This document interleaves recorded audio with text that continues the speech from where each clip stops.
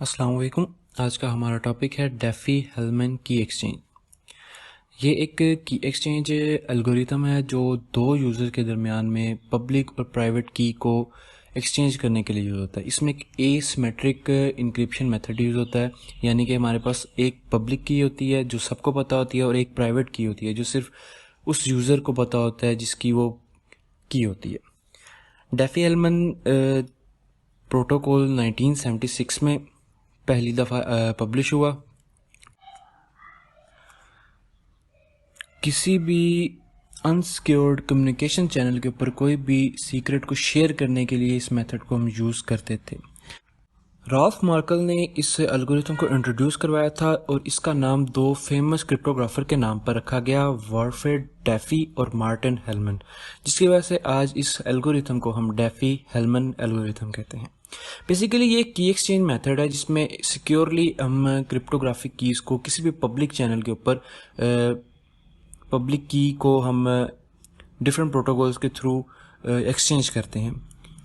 वैसे तो keys actually exchange नहीं होती, इनको हम जॉइंटली ड्राइव करते हैं, एक की में से दूसरी की को हम ड्राइव करते हैं। फी हेलमैन एल्गोरिथम को हम 5 पार्ट्स में डिवाइड कर लेते हैं। ठीक है, सबसे पहले हमने एक ग्लोबल पब्लिक एलिमेंट्स होते हैं, उसके बाद यूज़र ए की जनरेशन, यूज़र बी की जनरेशन, जनरेशन ऑफ सीक्रेट की बाय यूज़र ए और जनरेशन ऑफ सीक्रेट की बाय यूज़र बी।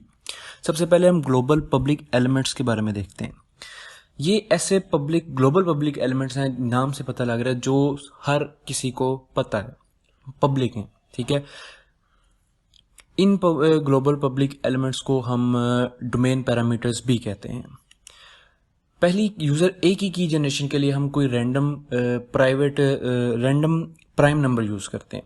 ठीक है, कोई भी प्राइम नंबर हम यूज़ कर लेंगे और हाँ, हम जो हमारी प्राइवेट की होगी उसको हम एक्स से डोनेट करेंगे और जो हमारी प्राइवेट की पब्लिक की होगी उसको हम वाई से डोनेट करेंगे।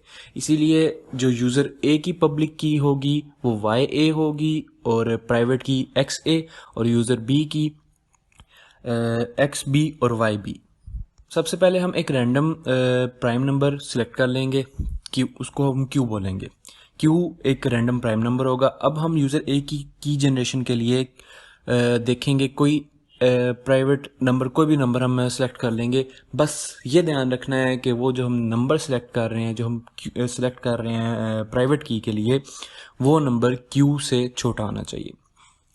हमारे पास प्राइवेट की हमारा वो नंबर आ जाएगा जो क्यू से छोटा है। उसके बाद हमारे पास जो है पब्लिक की, उसको हम डिराइव करेंगे प्राइवेट की से। उसके लिए हमारे पास एक फॉर्मूला है कि Y A is equal to alpha X A mod Q. अब हमारे पास यहाँ पर ये पब्लिक की है।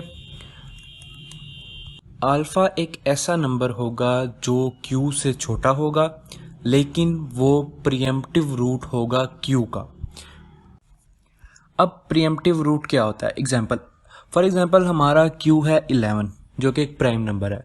अब हम चेक करेंगे कि हमारा इस 11 का प्रीएम्प्टिव रूट क्या होगा। तो इसका फॉर्मूला ऐसे है कि हम 11 में से 1 माइनस करते हैं, यानी कि 10। ठीक है, उसके बाद जिस नंबर को हमने चेक करना है कि क्या वो इसका प्रीएम्प्टिव रूट है या नहीं, उसको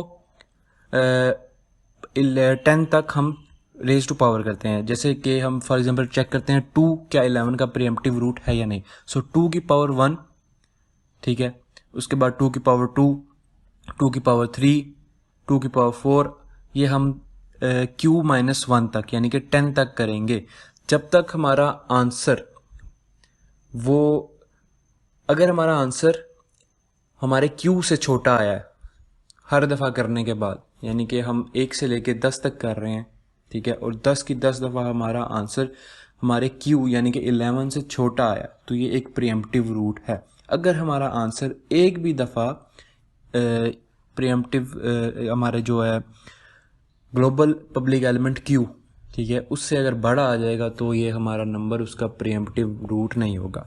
बड़ा भी नहीं होना चाहिए और एक ही नंबर 2 दफ़ा रिपीट भी नहीं होना चाहिए। इसी तरह हम यूज़र ए और यूज़र बी की पब्लिक की भी डिराइव कर लेंगे, और प्राइवेट की हम तो वैसे ही रैंडम नंबर सेलेक्ट करेंगे जो क्यू से छोटा होगा। दोनों की कीज़ जनरेट होगी। अब हम सीक्रेट की जनरेट करेंगे सेंडर रिसीवर साइड पे। सेंडर साइड पे तो उसके पास यूज़र ए की, अगर हम बात करें कि दो यूज़र हैं ए और बी। ए ने कोई मैसेज सेंड किया इनक्रिप्ट करके, उसको डिक्रिप्ट करने के लिए यूज़र को एक पब्लिक की और एक प्राइवेट की चाहिए।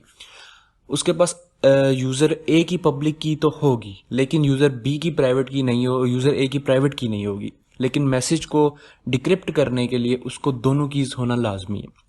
इसीलिए रिसीवर साइड पे वो खुद से एक सीक्रेट की जनरेट करेगा, डिराइव करेगा। वो सीक्रेट की ड्राइव करने के लिए हम ऐसे करते हैं, for example k is equal to Y B, यानी कि पब्लिक की ऑफ यूज़र b की पावर एक्स ए, यानी कि प्राइवेट की यूज़र a की, क्योंकि हम यूज़र a की साइड पे कर रहे हैं तो पब्लिक की तो यूज़र a को पता होगी यूज़र b की, ठीक है, लेकिन प्राइवेट की नहीं पता, इसलिए प्राइवेट की अपनी यूज़ करके उसके बाद हम मॉड क्यू करेंगे, यानी कि दूसरे यूज़र की पब्लिक की और अपनी प्राइवेट की और मॉड क्यू, यानी कि जो नंबर हमने सेलेक्ट किया है। इस तरह करके हम दोनों साइड्स पे सीक्रेट की जनरेट करके मैसेज को डिक्रिप्ट कर सकते हैं। अब हमारे पास एक डायग्राम है जिसमें दिखाया हुआ है दो यूज़र हैं, यूज़र ए और बी। सबसे पहले जनरेट किया है एक रैंडम नंबर, उसके बाद हमने प्राइवेट की देखी है जो कि क्यू से लेस देन है। उसके बाद हमने कैलकुलेट की है पब्लिक की, ठीक है, सारे फार्मूला से अल्फ़ा की power X A mod Q.